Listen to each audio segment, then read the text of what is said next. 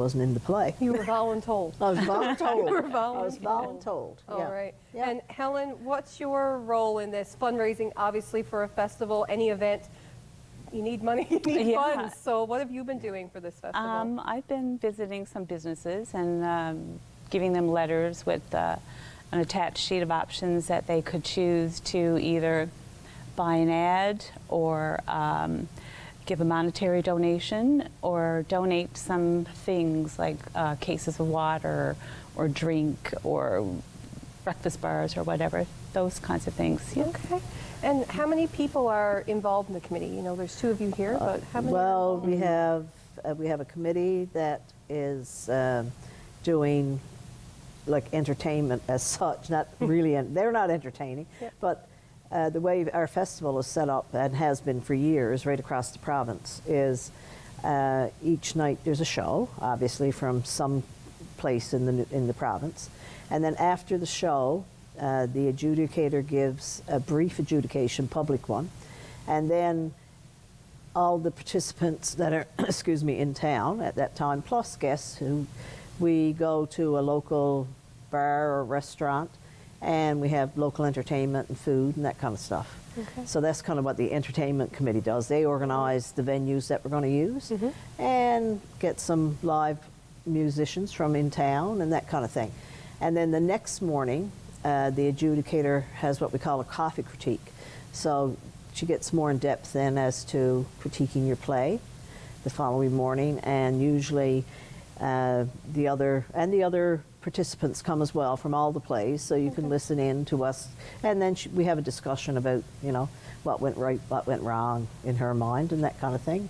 And so at the breakfast critique, we usually have, you know, some kind of small breakfast there for everybody, you know. Okay. So that's been part of Helen's fundraising as well.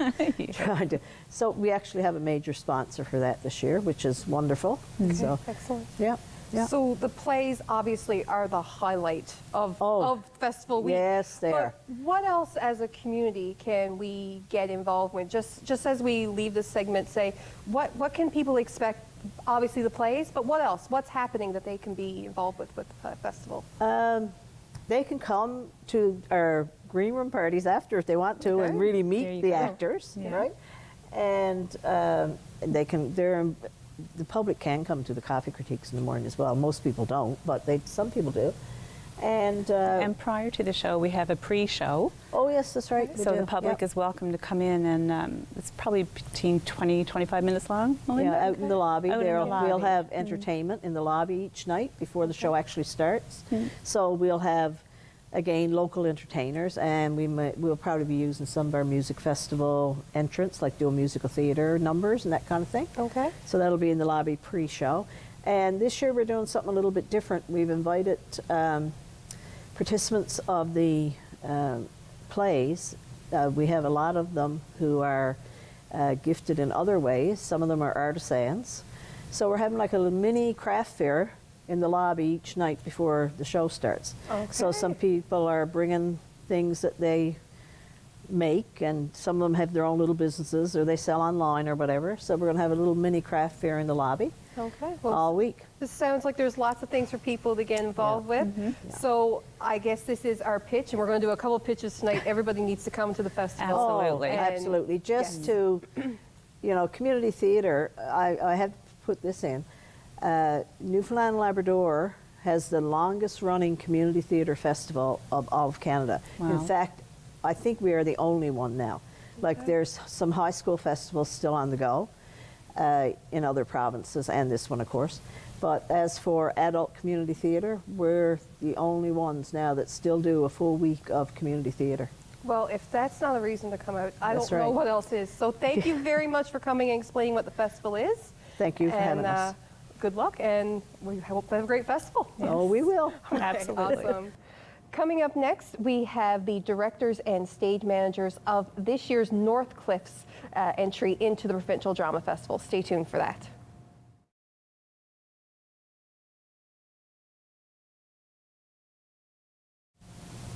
Self-help is this year's entry to the Provincial Drama Festival by Northcliffe.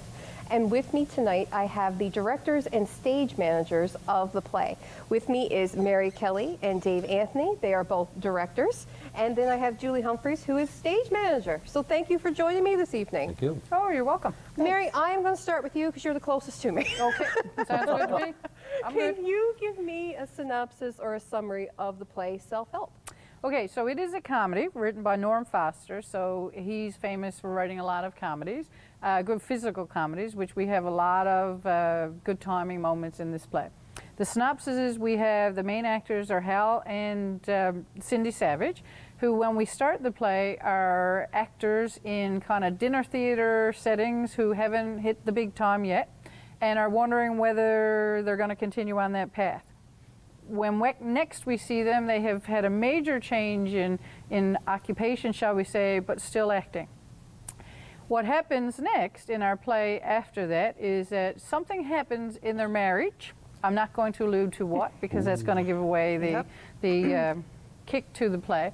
Something happens that kind of disrupts their marriage a bit, and what we see ensuing after that is trying to hide the evidence of what has happened in their house. Okay. And so we have other characters. We have their new maid, Bernice, who's been on the job one day when everything hits the fan, shall we say. We then have Detective Snow, who comes in to try and investigate, see what has happened, but what thinks has happened hasn't really happened, shall we say. We also have their cutthroat agent, Ruby Del Vecchio, who happens upon the scene at just the right time to give them guidance about how to clean up what's going on, shall we say. And we have Jeremy, Cold Hard Cash, an investigative journalist who's trying to get to the bottom of the truth behind the Hal and Cindy Savage empire. So it's a comedy, a lot of good timing, great lines in this play. So we think it will be a definite crowd pleaser for the hometown crowd and also for the festival crowd who will be here for the week. Excellent. So, Dave, I know you've been involved. This was obviously the entry or the selection 3 years ago when we tried to get this off the ground. What was the process, or why self-help? What made you pick it? Well, you know, self-help was lying there for maybe, Mary, I don't know, a year or so. We discovered it anyway. Canadian, lovely. You know, we try to do local as much as we can, Canadian. And keeping in mind that, you know, dear COVID, as I have said before, we need to bury her, it, they, whatever it is.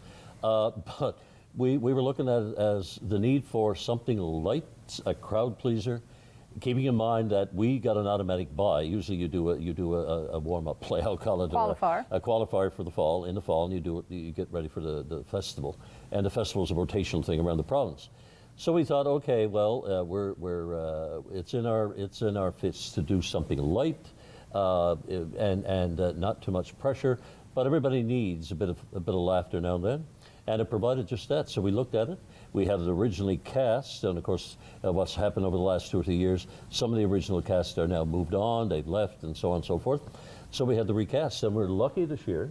A number of people tried out, but between the jigs and the reels, everybody that tried is ending up in the play. And may I add, it's also our hostess for the evening is involved. Is involved in that Ashley, play. you mightn't see her directly on stage. It is my best feature. I am heard and not seen. Well, you are heard and not seen, and no, that is not your best feature. But Ashley, I'd like to throw that in there. You're also involved, and so on. Yeah, so there's a mixture, and this is what we like, of the old and the new. Yep. Some of us have been around for a long time, and with quick reference to Shirley, 15 years since she's been on stage, and she was a fixture here. So it's to please everybody, and it's been fun. We're going to chat with Shirley too, and I'm definitely going to ask her about that. But I want to get to Julie before we end, because we only have a little bit of time left. Julie, this is your first time as a stage manager. So what's been that experience like? Can you give me a little quick summary of what that's been for you? It's been really eye-opening. I've always been interested in that side of the theater, and I decided to grab it this time because I knew I would be mentored by Melinda, who's been stage managing off and on for years. So I thought it would be a great opportunity to dive in with her to get some experience in that area for sure. Awesome. And it's been fun. I've learned a lot so far. Yeah. Well, it seems like everybody's on board and everybody's excited. If your energy is any indication of what's to come, people are going to have a great show. So we look forward to it. Yeah, we're excited. Thank you. Oh, we are excited. I'm excited. We're all excited. So thank you for being with me tonight. And when we come back, we are going to be talking with the cast of Self-Help. You know, we could do this. Do what? This self-help nonsense. I could write it, and we could do it together. Cindy, we're actors. Yes, and that's exactly why we could do it. Making people believe in a fantasy? We're naturals for it. As much as this particular show has been a harrowing experience, I love the theater. She's my mistress. We owe everything that we have to her. Self-Help tells the story of Hal and Cindy Savage. And with me now are Hal and Cindy Savage, or the actors that play them. We've got Jocelyn Ivney and we've got Scott Sims. How are you guys doing tonight? Doing great. Good. Yeah. Good. Yeah. Okay. Well, how about you just tell me a little bit about each of your characters? Tell me about Cindy. Well, Cindy is an actress who is married to Hal, who is also an actor, who is kind of frustrated with the life of the actor, of going from job to job and being separated at times and things like that. So she decides to maybe give something else a try, and the self-help idea comes up. So she transforms into a self-help guru. Okay. Yes. And Hal, what's your place in all this? I'm not as quick to leave the theater as Cindy is. I still love it, even though we are not making any money at it. But because I love her, I go along with her decision to kind of pack up and start hoodwinking people. Yes. Okay, that's, if that's not a reason to show up, there never was one. So you are playing a married couple. You are a married couple. We How's are. that been? How is that being on the stage as a couple? I know you've done it before. So what's it been like? Yeah, for us, I mean, we met in theater school. We went to the Grenfell Theater program together, and we were in a production of King John, and from that point, we've been together ever since, which is 20-something years at this point. We got married on the stage when we went back to get married on the stage because we loved it so much, and our career, fortunately, has given us the opportunity to play married couples a number of times now. The last Northcliffe show, we were a married couple in that, as well as one of the Christmas shows, we played a married couple in that one.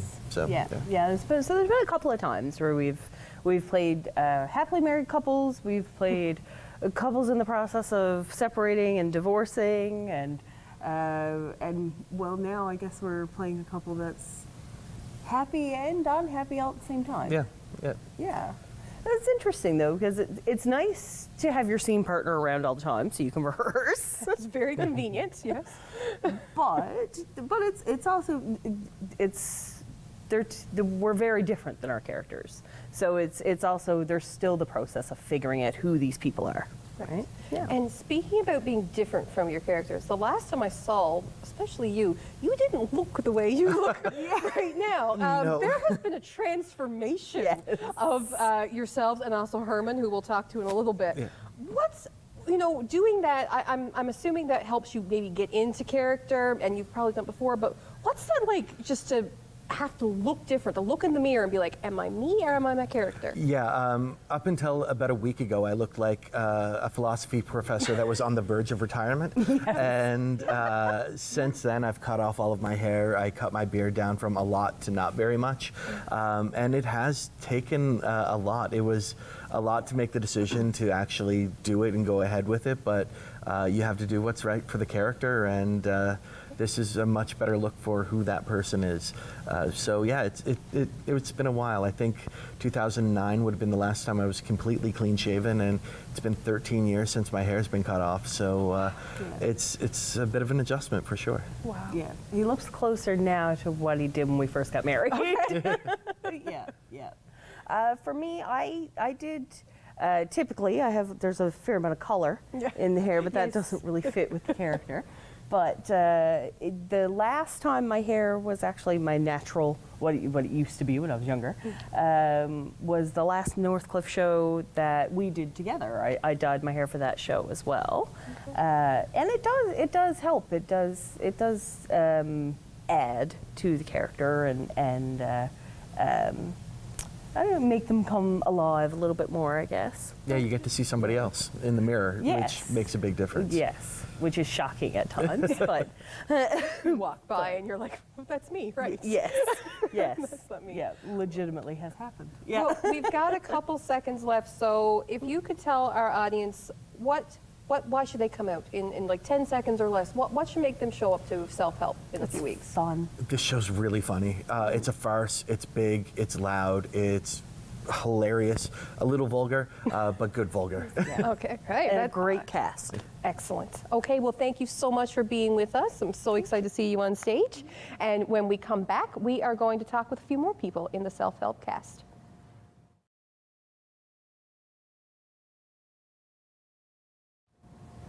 Now I am joined by two people that are no strangers to this stage and many stages across the province. They are also members of the cast of Self-Help. I have Shirley Morrow and I have John Whalen. Thank you both for being here tonight. Thank you for having us. Pleasure to be here. Thank you. So we'll start with a little bit about your characters. Shirley, tell me about Bernice. Oh, Bernice is definitely a lot of fun and can be very challenging. It's a comedy, a farce actually, and anyone who's familiar with a farce knows that there's a lot of coming and going and a lot of mistaken identities and this and that and mayhem on set. And I play Bernice, the maid. First day on the job, and I land myself in this situation. So a lot of running in and out and getting caught up in the events. It's very fun. We won't give away too much, No. but in any comedy, you know that the maid and the butler always get a lot of great moments and great lines. So I'm absolutely having a hoot playing her because she's just all over the place. She's something else. Well, she is something else. Unfortunately, I've had people say typecast. And I'm like, oh. We'll leave the audience to judge that in a few weeks when they watch it. John, tell me about Detective Snow. What's he like? Well, speaking of being typecast, it's not the first time I've played a police officer. I'm all business in my role, but I'm having marital problems. And when I realize I'm in the living room of Hal and Cindy Savage, the self-help experts, Right. it kind of takes me off my game, and I start to basically ask for help from the Savages. Okay. Interesting. Oh, He's definitely in the wrong place for help. Bernice could tell him that. Bernice can really fill people in on the backstage things of the self-help What gurus. really happens in the Savage household. Right. So you both mentioned that, maybe being typecast, which leads me to believe you've done lots of plays before. I know, Shirley, this is 15 years, I think, for you coming back to the festival. John, you've been to a number. What is it like to be coming back after COVID, really, and it being at home, being here in the Gordon Pinson Center for the Arts? What does that mean? Well, we were supposed to be here in 2020. Right. 3 years waiting. So we're going to have to put on one hell of a festival now. Bobbled up. It is great to be home. I have some family issues now that would make it difficult for me to travel. So being here in town is really a godsend for me, for sure. And for me, it was in 2020 when we were going to do this the first time. It was really the deciding factor. And at that point, I hadn't been on stage in about 13 years. Now it's getting closer to 16 because we've had a 3-year hiatus. But I hadn't been on stage in many years, and I thought, oh, this would be fun. It's comedy, it's lighthearted, it's a great audience piece, a crowd pleaser, and it's here in my hometown. I don't have to make a commitment to travel or take time off. At that time, I was still working. And so that was kind of a deciding factor that, yes, I'm going to do this. I'm going to put myself out there again and give it a try. And of course, then when COVID happened 3 weeks into rehearsal, and I said, well, it's my fault. I decided to go back on stage after all these years, and the whole world shut down. So anyways, I guess when it was over, they came back to me and said, you're not getting out of it now. So here we are. And I can't speak for Shirley on this, but doing it here is special for me because this is my favorite performing space. In the province, In the yes. province. I've acted in a number of different, arts and cultural centers and so on, and this is my favorite performing space. And it's been that way since I first visited here. I think it was 87 or 88, and I walked out on the stage. I wasn't acting at that time. I said, this is a lovely space. Yeah, it is. And you know, a lot of our friends in all the groups always say that they love the festivals in Grand Falls. The hospitality, the town, the community, and this particular theater is a very warm, inviting theater. Everyone loves this stage. I feel like this stage is home to me. Well, that's You can whisper here, and people will hear you in the back row. It's very intimate, yeah, the shape of it, you know. Well, with that, I think I'm going to say thank you for both of you for being with me tonight. And we look forward to seeing you on stage, whether it's a whisper or a shout, because I know you probably have both in your scenes. Oh, there's a little bit of that. Okay. Now, Detective Snow is generally pretty forthright. Oh, you're Okay. pretty, yeah, but I get yelled at. So you're already going into camera, you're going to character here now. When we come back, we're going to be joined by 2 more cast members from Self-Help.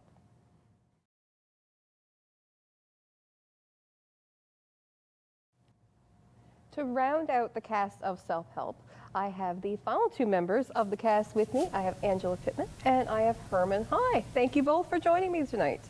Thank you for having us. Great. It's great to have you here. So, like everybody else, I want you to start by telling me a little bit about your characters. Angela, tell me about Ruby. Okay, I am Ruby Del Vecchio. Ruby is an agent for the 2 leads, and she is conniving, she is cutthroat, she is harsh, and a lot of things that I am not. So it's a great challenge to play her character. And yeah, she's a really, harsh kind of a woman. And there is a brief moment that we do see a bit of a sensitive side to her, but I'm not going to say much more about that. We'll keep that for the audience when they show up. And Herman, tell me about Mr. Jeremy, Mr. Cash. So yeah, Jeremy Cash, he's an investigative reporter, and he's convinced he's going to find some dirt on Hal and Cindy. And he's a cool, calm kind of fella. He walks into a room and he owns it, He's very cocky. Okay. He knows what he's doing. So we got 2 interesting characters between the 2 of you coming up into this, and we've seen a lot of the characters tonight, so that's amazing. This is both of your first time being as part of the Provincial Drama Festival, and the fact that it's here and it's on this stage that we're really sat on here tonight. Tell me what it's like to be part of Northcliffe right now, for the first time as the festival and being here. What a wonderful opportunity it is. I had auditioned for the play back before COVID, and I didn't get in the play at that point. And so when it fast forward after COVID, I thought, well, I'm going to give it another shot.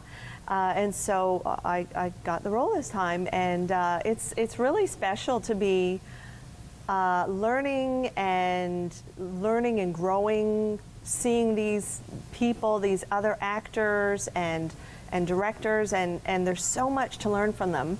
Someone like Jocelyn Ivany and Scott Sims and Shirley Morrow and even John Whalen, they've been acting for years and years and years, and they really know their stuff. And even working with, of course, Mary Kelly and Dave Anthony, there's just so many years of experience, and it's really great to learn from them. And it's special because this will be my first drama festival since high school. Back in high school, I was in a drama festival, and now fast forward 30 something years, and here we are again. So I'm really excited to get back at it. Great. And Herm, what about for you? Your first time, not on the stage, but in the festival itself. Yeah, well, it's very nearly my first time on the stage. I was on last year for the Christmas play, but yeah, I'm very new to acting. I'm definitely the one with the least experience here. I've learned my lines, and now I'm working on learning how to act. You're doing a great job. The festival is a big deal. I didn't really realize it when I signed up. It's the 71st year, is that right? I believe so. Yeah, yes. So this has been going on a long time. And it's going to be a big deal, I think. It's going to be very exciting. I'm looking forward to it. And another thing, Herman, I'll stick with you. We talked about transformations a little bit earlier with Jocelyn and Scott. You've had a bit of a transformation as well. Yes. How has that been for you as an actor and just as a person when you look in the mirror, you see someone different? Yeah, well, it's been 16 years that I've had a trademark bushy ponytail. My hair was down to here. And yeah, when I auditioned for the part, Mary said, if you take the part, you may have to change your appearance. I said, that's okay, that's fine. It was time for a change anyway. When I went to get my hair cut, it turned out to look really good. I'm quite pleased with it. You both look wonderful, but Yeah. yes, it's great. It shocks people. It shocks people. That's okay. Sometimes that may draw some people in to see the new Herman or the new people. So with that, I think I'm going to say thank you to both of you and congrats on your first festival, both of you. We cannot wait to see you on this stage. It's going to be exciting, and we're excited to see what your characters are, these crazy, crazy characters that you both seem to have here. And when we come back, I'm going to give you a full roundup of what you can expect next week at the Provincial Drama Festival. If you have a comment about this program, we'd love to hear it. Email or call us, or send us your feedback through social media.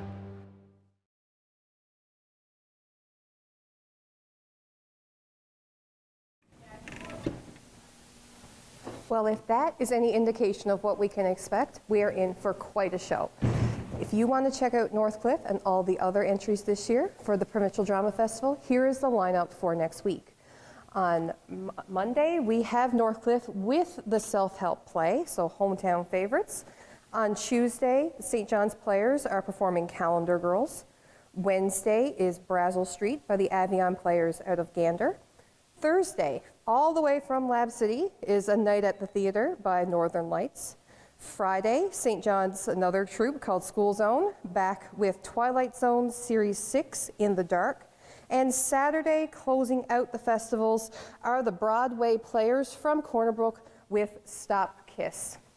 We want to thank everyone for joining us this evening to talk about the festival and their entry into the play. We wish them all the best and all the troops that are coming here from out of the province. For Rogers TV, I'm Ashley Verge. Enjoy the shows. Dinner is served. Dinner? What? Why? Did I do something wrong? Well, it's just that we're not ready for dinner yet. But you said you wanted dinner in an hour. Exactly. And how long has it been? 57 minutes. Exactly my point. Oh, actually, Hal, maybe our guests would like some dinner. Gentlemen, Ruby, are you hungry? Finally. I could eat. God knows I've got nothing to go home to. Well, it's settled then.